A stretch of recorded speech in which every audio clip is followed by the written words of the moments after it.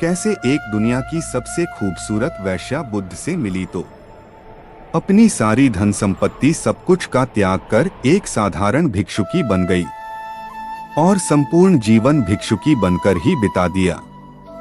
तो मित्रों, इस ज्ञानवर्धक कहानी को पूरा सुने और चैनल को सब्सक्राइब जरूर करें। दोस्तों, ये कहानी बिहार के जिला वैशाली के राजाओं और नगरवधु आम्रपाली के किस्सों से भरे मिलेंगे।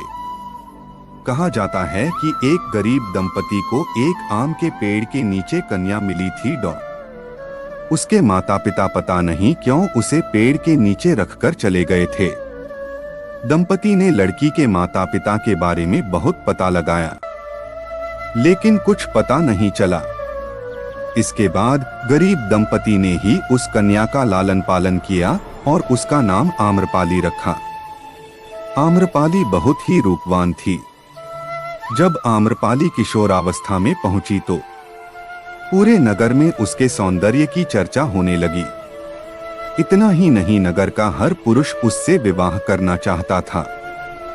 आम लोग से लेकर व्यापारी और राजा सभी उसे पाना चाहते थे। ऐसे में आम्रपाली के माता पिता उसे लेकर काफी चिंतित रहते थे, क्योंकि आम्रपाली इनमें से किसी एक के साथ भी विवाह कर लेती तो पूरे राज्य में अशांति फैल जाती। नगर में शांति स्थापित करने के लिए वैशाली राज्य के प्रशासन ने आम्रपाली को क्रमानुसार अंत में नगरवधु बना दिया। आम्रपाली को साम्राज्य की सबसे खूबसूरत और प्रतिभाशाली महिला के रूप में जनपद कल्याणी की उपाधि 7 साल के लिए दे दी गई। आम्रपाली को धनाभूषण से लेकर अपना महल भी मिला।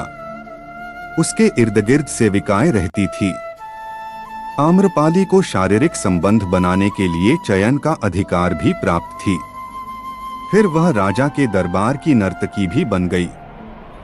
जब पहली बार आम्रपाली को हुए बुद्ध के दर्शन ज्ञान प्राप्ति के 5 साल बाद गौतम बुद्ध बिहार के वैशाली में जब पहली बार आए थे तो उनके स्वागत के लिए वहां की प्रसिद्ध राजनर्तकी आम्रपाली गंडक नदी के तट पर पहुंची। आम्रपाली के सुंदर रूप और यौवन को देख बुद्ध ने अपने शिष्यों को आंखें बंद करने को कहा। कहा जाता है कि आम्रपाली एक बौद्ध भिक्षु पर मोहित भी हो गई थी।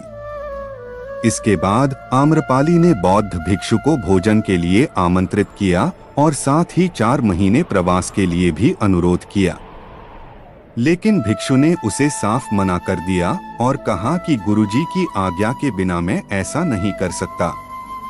आखिर में आम्रपाली ने बुद्ध के सामने हाथ जोड़कर कहा कि मैं आपके भिक्षु को मोहित नहीं कर पाई, बल्कि उसकी आध्यात्मिकता ने मुझे ही धर्म की राह पर चलने के लिए विवश कर दिया। इसके बाद आम्रपाली ने बुद्ध के सामने भिक्षुकी बनने की इच्छा प्रकट की, लेकिन पहले तो बुद्ध ने मना कर दिया, क्योंकि उस समय बौद्ध संघ में स्त्रियों का प्रवेश वर्जित था। हालांकि इस घटना के बाद बुद्ध ने स्त्रियों को बौद्ध संघ में प्रवेश की अनुमति दे दी। फिर आम्रपाली सामान्य बौद्ध भिक्षुकी बन गई और वैशाली नगर के हित के लिए कार्य करने लगी। उसने अपने केश कटवा लिए, सारा धन बांट दिया और भिक्षा पात्र लेकर सामान्य भिक्षुकी बनकर पूरा जीवन व्यतीत किया।